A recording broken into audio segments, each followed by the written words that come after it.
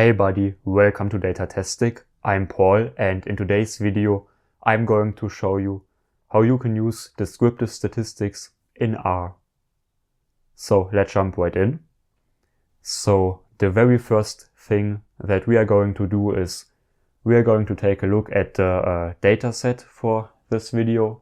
R has some pre-installed datasets, and one of them is called air quality.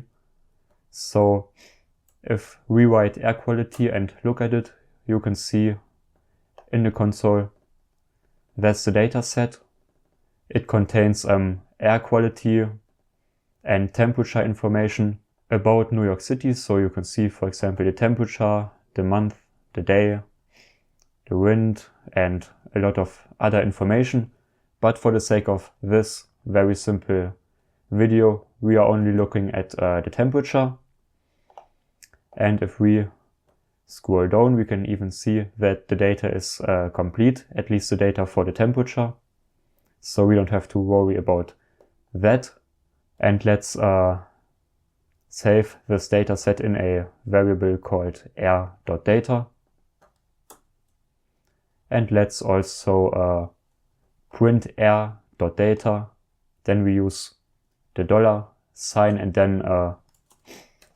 then we can access all the different columns of the data set. So in this case, temp. And you can see these are the temperatures.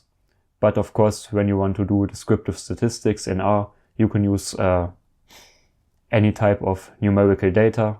Okay, so the very first thing we can do is use the summary function. Summary, then we pass the data. So in this case, air.data and then the temp column, which is what we have down here.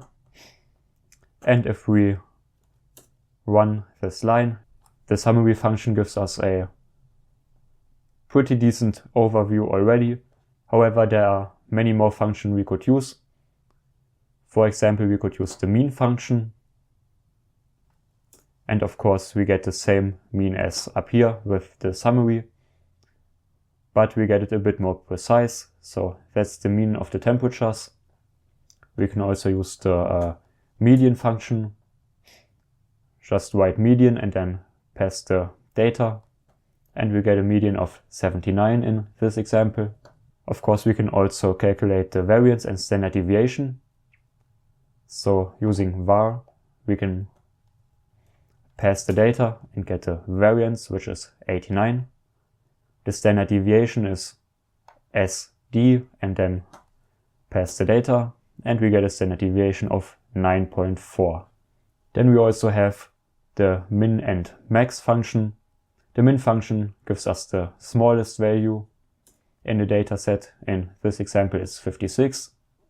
And the max function, of course, gives us the maximum value. So in this case, 97 degrees Fahrenheit. Then we can also use the quantile function. Just write out quantile, pass the data, and then you can see the quartiles for our data. Of course, when we talk about descriptive statistics, we also want to visualize the data. So a very simple way would be to use the histogram function. We pass the data, and in this case I've also specified the number of breaks. So if I run this line, we can look at the histogram, and you can see we've got 20 breaks. We can also change it to 10, run the code again, and now we've got 10 breaks. So that's a very simple way to visualize this type of data. And another very popular way in descriptive statistics is to create a box plot. So in this case, we pass the values as the first parameter, and I've also set horizontal to true. And now we have a horizontal simple box plot of our data. So we can also do advanced descriptive statistics. To do so, we are going to use a package. It's called psych.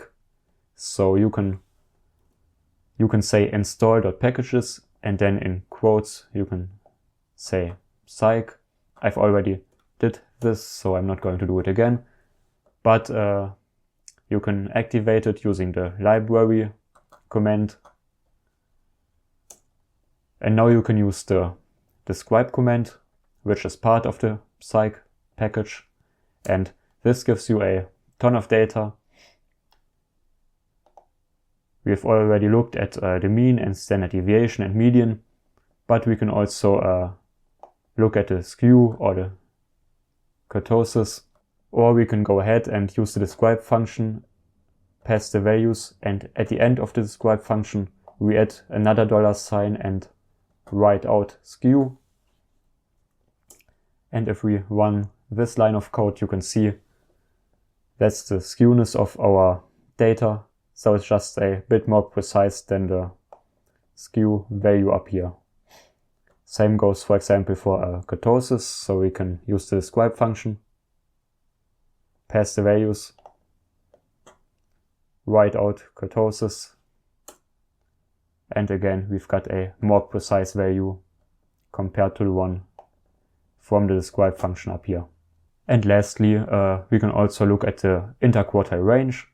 To do so, we are going to use the IQR function, pass the values, and our data has an Inter-Quartile-Range of 13. So that's how you do basic descriptive statistics in R. I hope this video was helpful. If it was, feel free to like and subscribe, and see you in the next video. Bye.